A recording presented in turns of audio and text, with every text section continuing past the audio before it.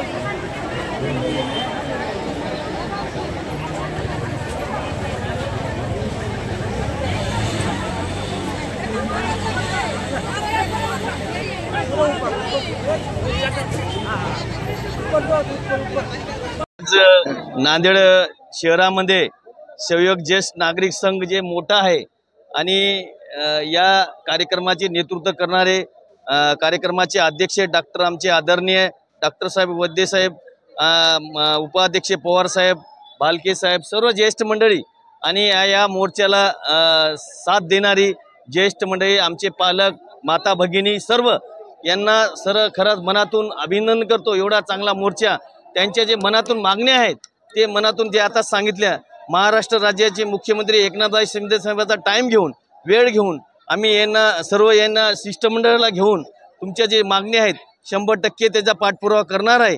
अजिबात घाबरायचं काम नाही। तुम्हाला माहित आहे, मी एकदा पाठपुरावा केला त्या गोष्टीचा 100% करत असतो। गरीब महाराष्ट्र राज्याचे मुख्यमंत्री एक सामान्याचे मुख्यमंत्री आहेत, एक त्यांना सामान्याची जाण आहे, त्याच्यामुळे तुम्ही अजिबात घाबरायचं काम नाही। आता बालाजीराव कल्याणकर आमदार साहेबांचा, आता डॉक्टर साहेबांनी एवढं चांगलं नेतृत्व, सर्व त्यांच्या टीमने नेतृत्व केलं, एवढं चांगल्या ज्येष्ठ मंडळीचं 60 वर्षाच्या हे एक मतदान देणारे आहेत, एक मतदान तयार करणारे आहेत।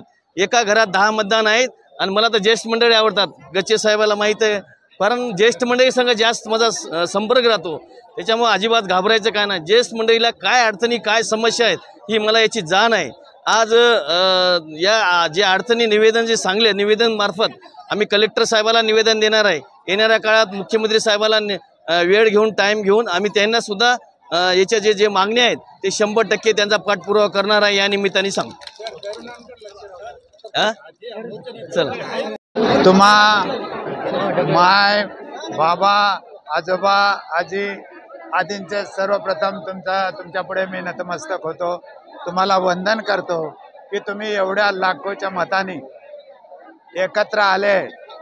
महिला असो, पुरुष असो, पाऊस, रात्री खूप मोठा पाऊस झाला, प्रचंड गरमी आहे, खाली बसायला ओला आहे, तरी पण एवढ्या अडचणीतून तुम्ही एवढे लोक हजारोच्या संख्येने एकत्र जमले, त्याबद्दल तुमचे धन्यवाद।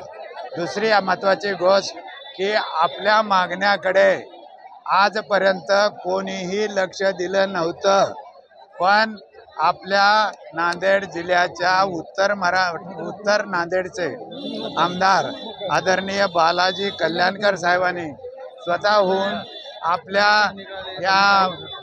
याला भेट दिली आणि त्यांचं मत व्यक्त केलं आणि या आपल्या लाडक्या मुख्यमंत्री साहेबाचा वेळ घेऊन हे आपल्याला त्यांनी बोलणं करून देतो आणि सगळ्याच्या सगळ्या मान्य करून देतो तुमच्या मागण्या. एवढी ग्वाही दिलेली आहे, एवढ्या सगळ्यांच्या समक्ष दिलेली आहे. तो प्रामाणिक माणूस आहे. एकही गोष्ट इकडे तिकडे होणार नाही याची खात्री बाळगूया आणि त्यांच्याबद्दल त्यांचे ऋण व्यक्त करूया. येणाऱ्या निवडणुकीमध्ये बालाजी कल्याणकर साहेबालाच मतदान करायचं आहे. एवढं पक्का मान्य आहे का? सगळ्याला मान्य आहे का? सगळ्यांनी हात वर करा. धन्यवाद. आता वेळ थोडा राहिलेला आहे. आम्ही कलेक्टर साहेबाला बाहेर जायचं आहे. आपलं निवेदन त्यांच्या मार्फत माननीय मुख्यमंत्रीजी उपमुख्यमंत्रीजींना द्यायचं आहे. तुम्ही आल्याबद्दल तुमचे धन्यवाद मानतो. इथेच थांबतो.